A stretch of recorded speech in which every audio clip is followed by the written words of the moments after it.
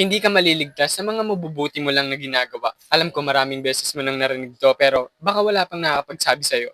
Ang kaligtasan ay hindi nakadepende sa kung ano yung mga nagawa na nating tama o ginagawa nating tama. Ang kaligtasan at ang buhay na walang hanggan ay nakadepende sa pananampalataya natin sa Panginoong Hesukristo, sa relasyon natin sa Kanya. Kaya naman kahit tulungan mo pa ang lahat ng tao sa buong mundo, kahit mahalin mo pa silang lahat, kahit mahalin mo pa yung kaaway mo, kahit mamatay ka pa dahil sa mga mabubuti mong ginagawa, sa mabuti mong ginagawa, kahit mamatay ka pa doon, kung wala kang pananampalataya sa Panginoong Hesukristo, hindi ka maliligtas. Ang pananampalatayang siya'y namatay para sa atin at nabuhay muli pagkatapos ng 3 araw na ginawa niya to para sa atin, na siya'y anak ng Diyos, na siya'y Panginoon natin. Yun ang tunay na pananampalataya at ang Panginoong Hesukristo, sa tulong ng pananampalataya natin sa Kanya, siya ang magiging daan patungo nga dun sa kaligtasan, patungo nga dun sa buhay na walang hanggan.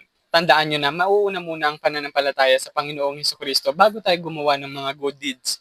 Ayun kasi yung magiging resulta ng pananampalataya natin sa Panginoong Hesukristo. Yun yung magiging fruit natin. Yun yung magiging bunga ng pananampalataya natin sa Panginoong Hesukristo. Yung mga good deeds nga natin na yun. Yun lang, kung meron nga kayong thoughts or questions nga about dito sa topic na to, mag-comment lang kayo dyan and sasagutin ko yan. Yun lang. God bless.